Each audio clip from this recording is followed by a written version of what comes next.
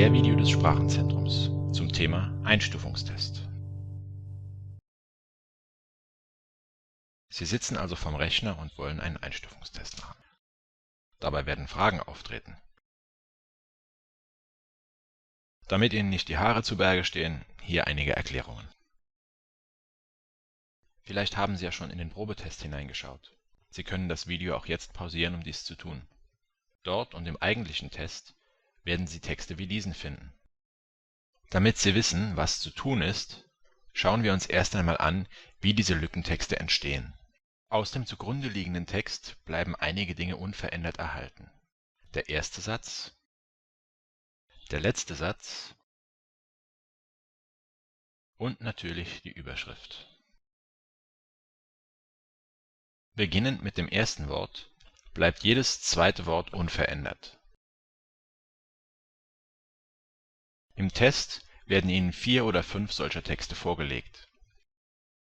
Mit jedem Text steigt der Schwierigkeitsgrad. Achten Sie auf eine gute Zeiteinteilung, damit Sie für die Bearbeitung jedes Textes ausreichend Zeit zur Verfügung haben. Ebenfalls sehr wichtig ist, dass Sie das Browserfenster auf keinen Fall vor Ablauf der Testzeit schließen bzw. bevor Sie Ihre Abgabe gespeichert und eingereicht haben. Nun werden die Lücken gesetzt. Die zweite Hälfte eines jeden zweiten Wortes wird zur Lücke. Wie genau die Hälfte eines Wortes ermittelt wird, dazu gleich mehr.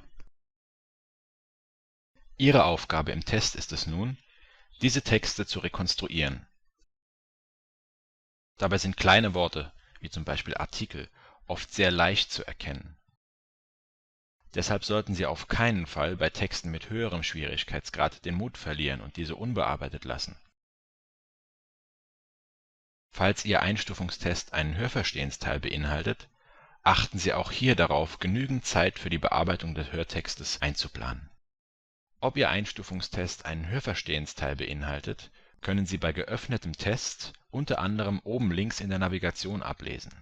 Sind dort mehr als 4 bis 5 Fragen gelistet, muss es sich um einen Hörverstehenstext handeln. Oft ist dieser auf einer zweiten Bildschirmseite angezeigt, zu der Sie mit dem Knopf Weiter gelangen. Nachdem wir so gesehen haben, wie die einzelnen Lückentexte entstanden sind, können wir uns nun weiteren Details und Lösungsstrategien widmen. Bei Worten mit gerader Anzahl an Buchstaben ist die Bestimmung der Worthälfte, wie hier im Beispielwort mit 12 Buchstaben, recht einfach.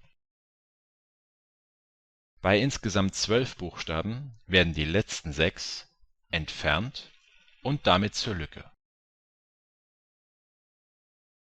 Aber was passiert nun bei Worten, die eine ungerade Anzahl an Buchstaben enthalten?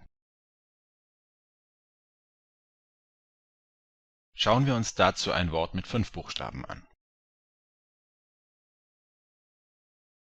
Da man sinnvollerweise keine halben Buchstaben entfernen kann, wird hier sozusagen die größere Worthälfte mit einem Buchstaben mehr entfernt.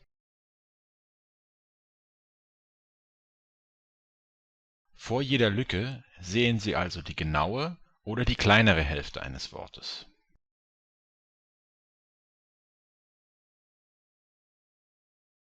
Mit diesem Wissen über die Entstehung der Lücken können Sie, wenn Sie im Zweifel sind, eine gewisse Strategie anwenden, um die zweite Hälfte der Worte einfacher zu bestimmen. Zählen Sie einfach die im Wortanfang enthaltenen Buchstaben und leiten Sie daraus die Anzahl der fehlenden Buchstaben ab. Diese ist identisch oder um einen Buchstaben größer. Durch erneutes Abzählen können Sie nun feststellen, welche der möglichen Wortergänzungen, die Ihnen eingefallen sind, an dieser Stelle korrekt ist. Aber Vorsicht, das Zählen kostet Zeit und davon haben Sie zu wenig, um wirklich die Buchstaben jeder Lücke abzuzählen. Sollten während Ihres Tests Probleme auftreten, wenden Sie sich bitte an die Mediendidaktiker im Raum 318. Das Sprachenzentrum wünscht gutes Gelingen.